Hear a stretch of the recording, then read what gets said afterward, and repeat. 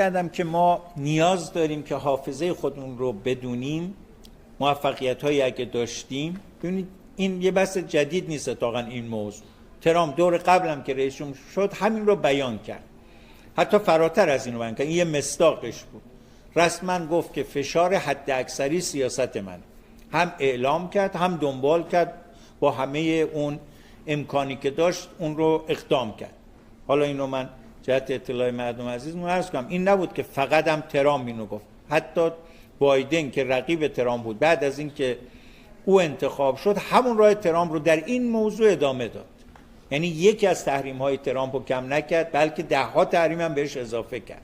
همه این تلاش ها رو بیان کردن که بله ما نمیگذاریم ایران نفت بفروشد، همه اینا رو بیان کردن و تمام تو دستورالعمل هاشون هم اعلام کردن، در خزانه داری در جای دیگه این کار دنبال شد.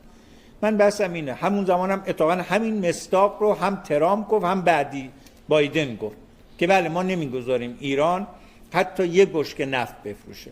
شما نه ما ملت ما تنها، دنیا شاهد بود. همین امسال مقام بالای امریکا وقتی که توی تابستان امسال باش مصاحبه کردن که صراحت ازش سوال کردن خب شما میگفتی ایران یک بشکه نفت نباید بفروشد، الان نزدیک 2 میلیون داره بشکه نفت میفروشه. اینو اون خبرنگار سوال کرد، اون نفت نه که گفت بله ایران خب ما نتونستیم جلوشو.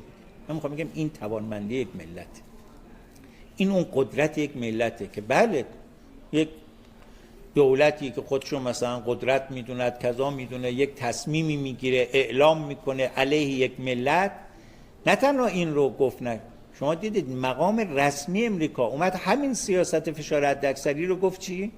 گفت شکست فاحش خورد.